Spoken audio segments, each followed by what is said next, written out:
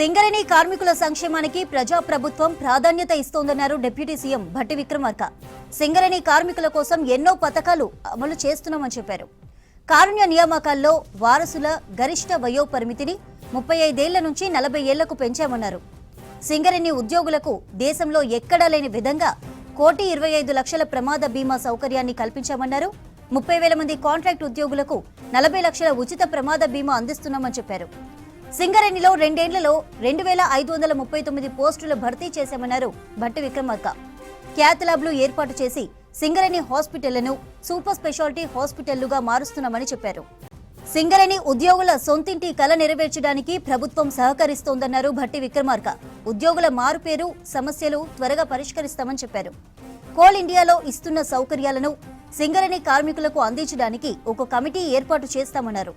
2024-25లో సింగరేణి చరిత్రలో అత్యధిక లాభాలు 6,394 కోట్లు సాధించామని, అందులో 34% 802 కోట్లను కార్మికులకు చెల్లించామన్నారు. అవుట్సోర్సింగ్ సిబ్బందికి 5,500 రూపాయల చొప్పున ఇచ్చామని చెప్పారు. సింగరేణి కార్మికుల సంక్షేమానికి ప్రజాప్రభుత్వం ప్రాధాన్యం ఇస్తోందన్నారు డిప్యూటీ సీఎం భట్టి విక్రమార్క. సింగరేణి కార్మికుల కోసం ఎన్నో పథకాలు అమలు చేస్తున్నామని చెప్పారు. కారుణ్య నియామకాల్లో వారసుల గరిష్ట వయోపరిమితిని 35 ఏళ్ల నుంచి 40 ఏళ్లకు పెంచామన్నారు. సింగరేణి ఉద్యోగులకు దేశంలో ఎక్కడా లేని విధంగా 1,25,00,000 ప్రమాద బీమా సౌకర్యాన్ని కల్పించామన్నారు. 30,000 మంది కాంట్రాక్ట్ ఉద్యోగులకు 40 లక్షల ఉచిత ప్రమాద బీమా అందిస్తున్నామని చెప్పారు.